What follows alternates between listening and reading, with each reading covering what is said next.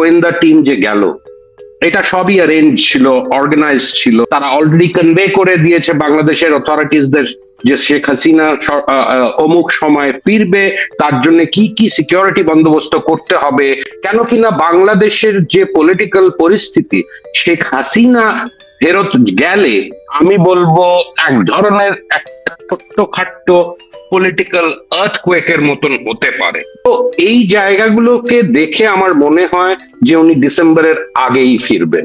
সেটা it could be as early as সেপ্টেম্বরের কবে সেটা আমরা জানি না। মেবি বাংলাদেশের যারা পলিটিক্যাল লিডারশিপ আছে, যারা সিকিউরিটি দেখে, তারা জানে, এবং ভারতে যারা তাদের কাউন্টার পার্টস আছেন তারা জানে। এখানে একটা নেগোসিয়েশন হচ্ছে, একটা ডিল মেকিং হচ্ছে, যে তারেক রহমান সাহেব ভারতের প্রধানমন্ত্রীর সঙ্গে ওয়ান দেখা করবেন, আর at the same time Tarique Rahman এই কনসেশনটা দিতে তৈরি হচ্ছেন যে শেখ হাসিনা ফিরবেন, আর তার জন্য যে সিকিউরিটি বন্দোবস্ত যেটা লাগবে সেটার জন্য তারা এই চারজন অফিসিয়ালস কে কোনো বাধা দেয়নি আসতে। তারা এসছেন খুব কনফিডেন্টলি, তারা নানান অফিসিয়াল লেভেলে তারা দেখা করেছেন, এবং তারা তারেক রহমান সাহেবের যে ডিফেন্স অ্যাডভাইজার আছেন ব্রিগেডিয়ার শামসুল ইসলাম, তার সঙ্গেও দেখা করেছেন।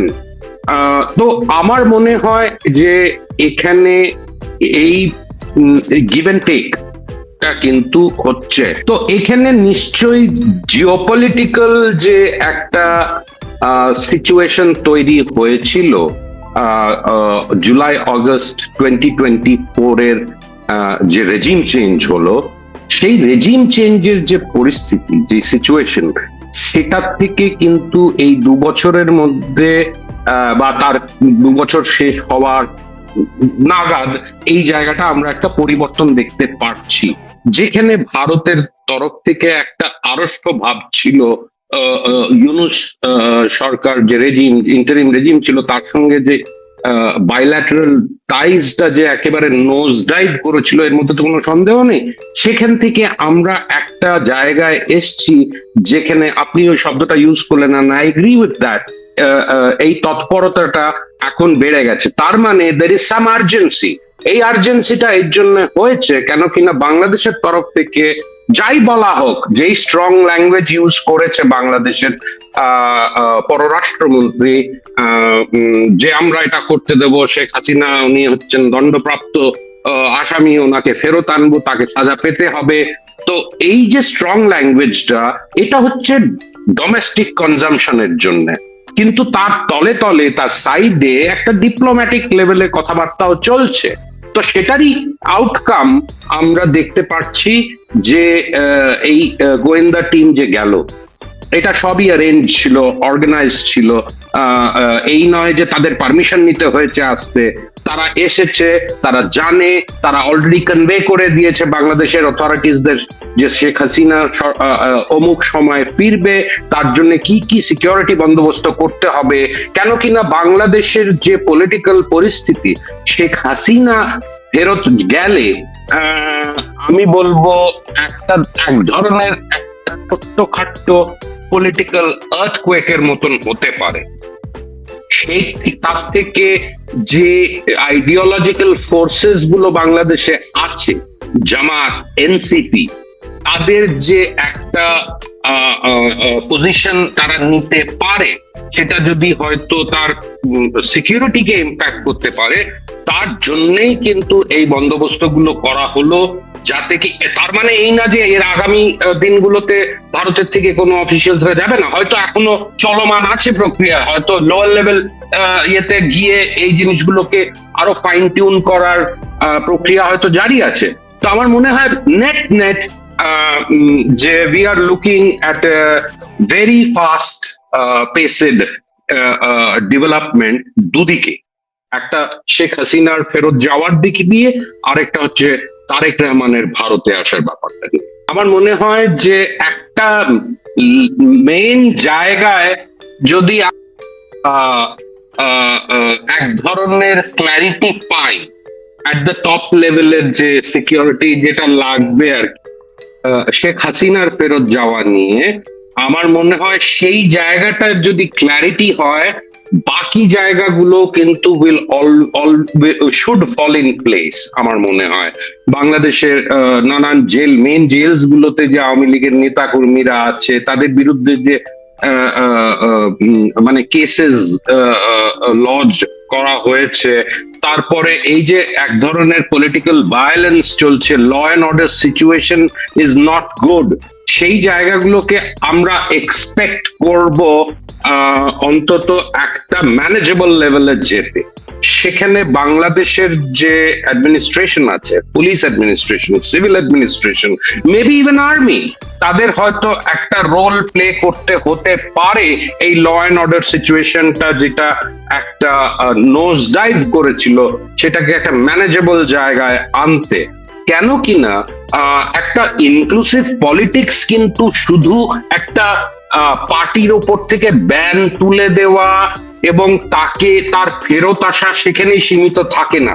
আমার মনে হয় পলিটিক্যাল অ্যাটমসফিয়ার একটা তৈরি করতে হলে এক ধরনের ভায়োলেন্স কমতে হবে, এক ধরনের চেষ্টা করতে হবে বাংলাদেশের অ্যাডমিনিস্ট্রেশনকে, তাদের পুলিশ অ্যাডমিনিস্ট্রেশনটাকে স্ট্রেংথেন করতে হবে, এবং দেখতে হবে that there is no loss of life and limb and property, যেটা বাংলাদেশে খুব র্যাম্পেন্ট এখন চলমান।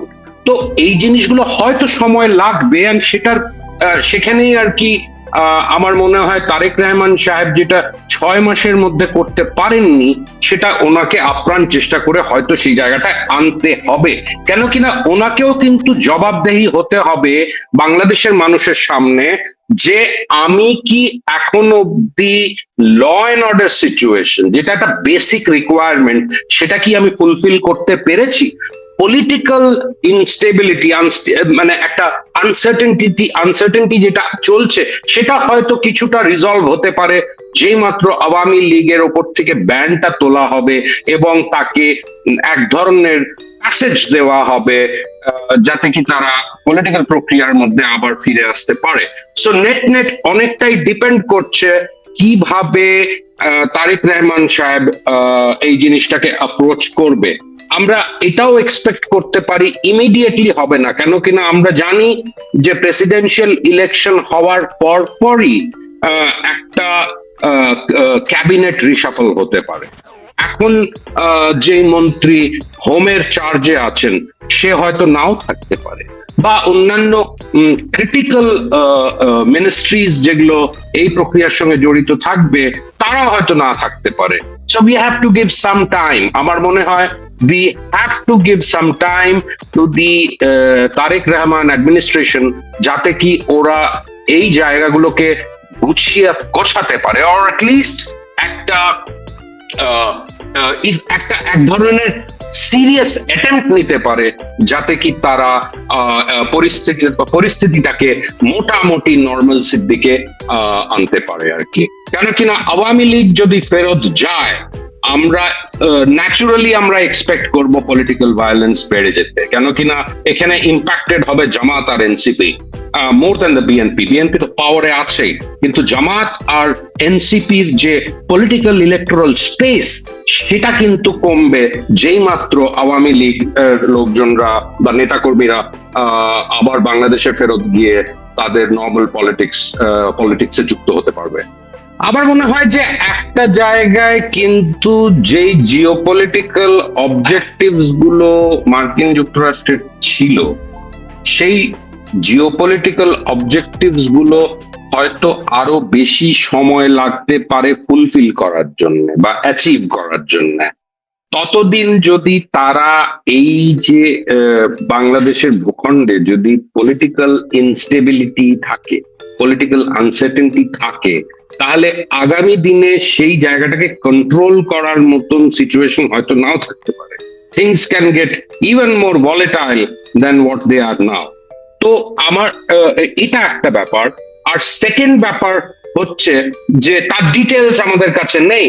তো আমরা সেটা একটু স্লাইটলি একটা বেটার আন্ডারস্ট্যান্ডিং বা একটা বেটার এস্টিমেট, একটা গেস্টিমেট করতে পারি যে একটা অ্যারেঞ্জমেন্ট নিশ্চয়ই হয়েছে মার্কিন যুক্তরাষ্ট্র আর ভারতের মধ্যে, যে এই মুহূর্তে যখন আমাদের জিওপলিটিক্যাল অবজেক্টিভস গুলো ফুলফিল হচ্ছে না, তাহলে আমরা এই মুহূর্তে বাংলাদেশে অন্তত পলিটিক্যাল স্টেবিলিটিটা যাতে ফিরে আসতে পারে, সেটা একটা কারণ হতে পারে। নাম্বার টু, যে এই যে নেগোসিয়েশনস গুলো হয়ে থাকবে বিটুইন আওয়ামী লীগ লিডারশিপ, ভারতের যারা সিকিউরিটি এর সঙ্গে যুক্ত আছে বা পলিটিক্যাল লিডারশিপ, মার্কিন যুক্তরাষ্ট্রের যারা ডিপ্লোম্যাটিক এবং সিকিউরিটির সঙ্গে যুক্ত আছে, তাদের মধ্যে একটা নিশ্চয়ই এমন ইন্টেন্স নেগোসিয়েশন বলেন, ডিসকাশন বলেন, যে যে ধরনের stand Awami league in the past নিয়েছিল, ট্রেনচেন্ট অ্যান্টি আমেরিকান স্ট্যান্ড, সেটার থেকে কি আওয়ামী লীগ সরে আসতে চায়? আওয়ামী লীগ কি তাহলে, বা আওয়ামী লীগের যে লিডারশিপ, তারা কি এখন মনে করে যে আমাদের মার্কিন যুক্তরাষ্ট্রের সঙ্গে যে বৈরী সম্পর্ক ছিল, সেটাকে আমাদের অনেকটাই টোন ডাউন করে we have to be on terra firma, আমাদের মাপা মাটিতে দেখে রিয়ালিটিটাকে মেনে নিয়ে আমাদের এগোতে হবে? তাহলেই কিন্তু আমরা আমাদের পলিটিক্যাল স্পেসটা খুঁজে পাবো। আবার আবার সেই পলিটিক্যাল স্পেস পেয়ে একটা ভায়াবল পলিটিক্যাল পার্টি আওয়ামী লীগের মতন, তাকে কিন্তু আবার আবার নিজেকে গড়ে তুলতে হবে সেইভাবে। আমরা জানি যে অনেক নেতারা হয়তো এই পলিটিক্যাল স্পেসটা যখনই ওপেন আপ হবে, তারা কিন্তু তা ওপেন আপ হওয়া সত্ত্বেও আমার মনে হয় তাদের জন্য কিন্তু অত্যন্ত ডিফিকাল্ট হবে তাদের কনস্টিটুয়েন্টসদের বোঝানো যে তারা কেন ক্ষমতাচ্যুত হয়েছিল আর তাদের কি কি how far they were responsible. তো এটা নিয়ে কিন্তু সময় লাগবে আওয়ামী লীগেরও to become well oiled political electoral machine again. তো এর সঙ্গে জিওপলিটিক্স যুক্ত আছে, আর এর সঙ্গে বাংলাদেশের লোকাল পলিটিক্সও যুক্ত আছে। তো এখানে আমার মনে হয় ভারত সেই জিনিসটাকে হয়তো সেন্স করেছে, আর এই অপরচুনিটিটাও সেন্স, অবভিয়াসলি তার অ্যাডভান্টেজ নিয়েছে মার্কিন যুক্তরাষ্ট্রের সঙ্গে এই আলাপ টানাপোড়ান এর মধ্যে দিয়ে, যে বাংলাদেশে এই স্টেবিলিটিটা দরকার, নইলে এখানে যে লার্জার জিওপলিটিক্যাল গোলস, সেগুলো হয়তো হাতছাড়া হয়ে যেতে পারে। Number one. নাম্বার টু হচ্ছে যে আপনারা দেখবেন যে ইন্ডিয়া কিন্তু চায়নার সঙ্গে তার সম্পর্কটাকে একেবারে বলবো না যে গলায় গলায় করতে চাইছে, কিন্তু তারাও একটা ওয়ার্কিং রিলেশনশিপের মধ্যে যেতে চাইছে।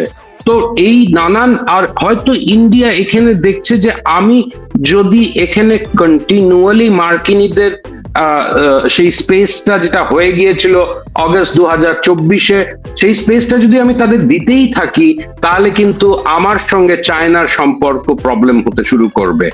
আর এই এই নানান যে সাবসেটস অফ দ্য স্টোরি, এগুলোকে আমলে নিয়েই কিন্তু আমার মনে হয় ভারতের এই পদক্ষেপগুলো হচ্ছে। তো geopolitical reality and at the same time বাংলাদেশের পলিটিক্যাল রিয়ালিটি, এই দুটোকে নিয়ে কিন্তু ইন্ডিয়ারও অনেক বেশি একটা স্টেক হোল্ডার হিসেবে অনেক বেশি তৎপরতা দেখতে পাচ্ছি। You are right about that.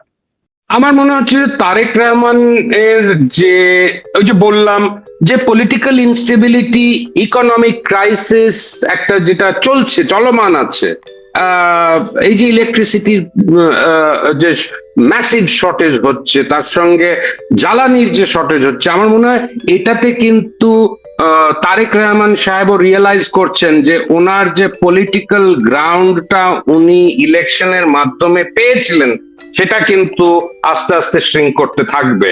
তার এগেনস্টে পাবলিক ওপিনিয়ন কিন্তু অনেকটা শিফট করে গিয়ে যাচ্ছিল, সেটাকে তাকে অ্যারেস্ট করতে হবে। তাকে তো দেখাতে হবে যে she is being able to govern. যদি উনি একটা দেশে করতে পারেন, তার প্রাইম মিনিস্টার হয়ে তার মানে তার লাভটা কি হচ্ছে আর কি। তো মানে হি উইল, মানে উনি যদি 5 বছর কমপ্লিটও করেন, আমার মনে হয় তার 5 বছর পরে যদি ইলেকট্রাল এনভায়রনমেন্টটা যদি পাল্টায়, তখন কি বিএনপির আর তখন তো বিএনপি কে হয়তো একটা অন্য জায়গায় নিজেকে খুঁজে পাবে আর কি বিএনপি, হ্যাঁ, যেখানে আর কি পলিটিক্যাল ইলেকটোরাল লসেস গুলো। তো আমার মনে হয় নানান ক্যালকুলেশন, যে আমি আবার পরিস্থিতিটাকে কতটুকু বাঁচাতে পারি, সেই হার্ড রিয়ালিটিটা বোধহয় হ্যাজ অলসো বিটেন হিম। এই জন্যই উনিও রাজি হয়েছেন আওয়ামী লীগকে সেই স্পেসটা দেওয়ার জন্য।